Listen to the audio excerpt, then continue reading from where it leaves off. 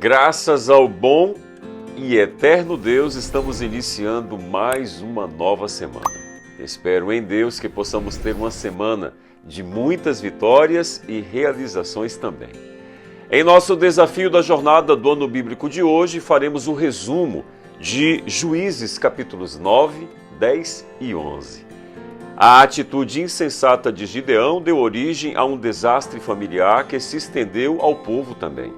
A fabricação da estola sacerdotal de ouro veio a ser um laço a Gideão e a sua casa. Juízes capítulo 8, verso 27. Por mais que Gideão não tivesse a intenção de tornar a estola sacerdotal um objeto de idolatria, todo Israel se prostituiu após ela.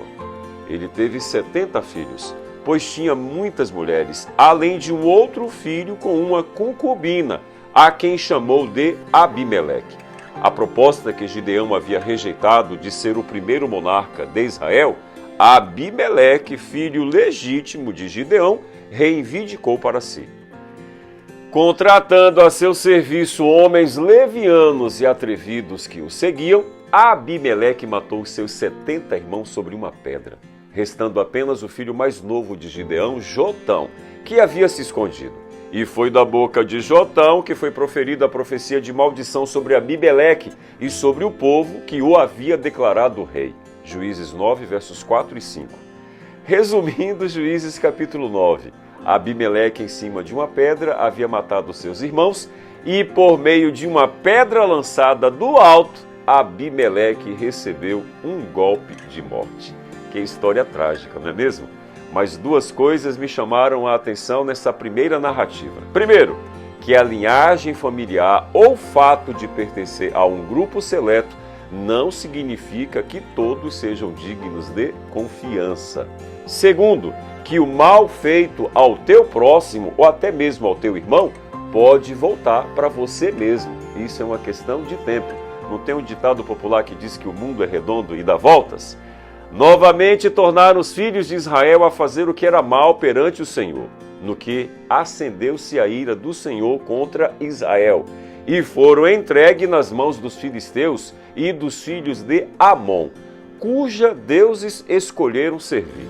Mas a opressão destes povos sobre eles foi tão grande, de maneira que Israel se angustiado. Juízes 10, versos 6 a 9.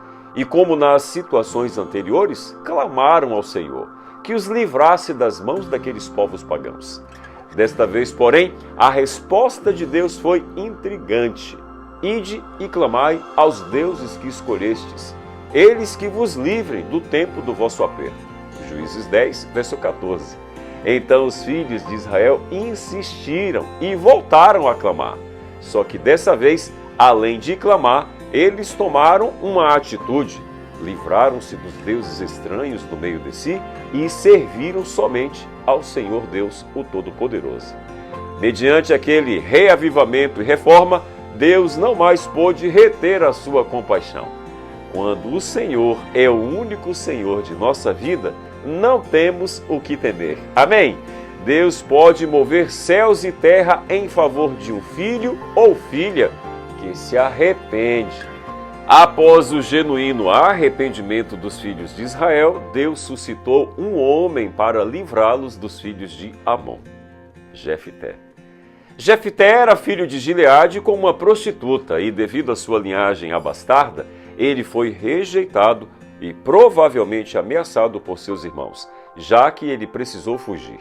Andando com homens levianos, certamente recebeu influências negativas que o afastaram do Senhor. Porém, o mesmo título dado a Gideão também lhe foi atribuído, homem valente. Juízes 11, verso 1 a 3. Isso levou os anciãos de Gileade a buscá-lo de volta para que liderasse Israel contra os filhos de Amon. Jefté tornou-se então o cabeça de todo Israel.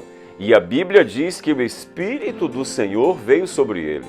Mas não demorou muito e a palavra de Deus relata que Jefté fez um voto equivocado ao Senhor, dando início a uma das histórias bíblicas mais intrigantes do Antigo Testamento.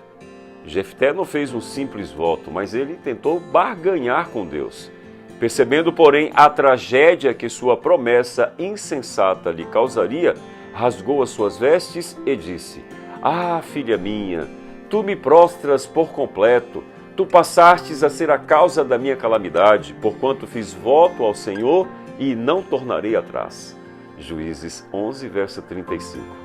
Alguns estudiosos afirmam que Jefté, ao proferir o voto, não especificou se esse voto se referia a um sacrifício humano, mas de um animal, já que os animais naquela época ficavam à porta das casas e que, de modo algum, os sacerdotes de Israel aceitariam sacrificar uma pessoa.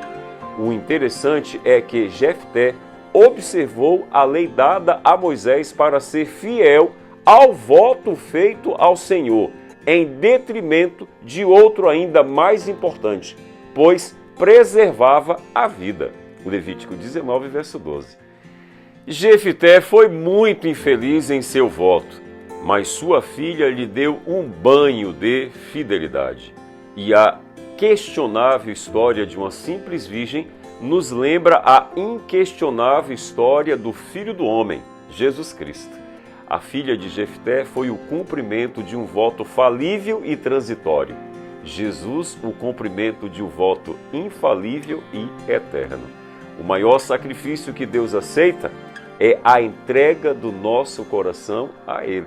Que nesta manhã de domingo, primeiro dia da semana, eu e você possamos entregar completamente o nosso coração nas mãos de Deus. Que Deus te abençoe!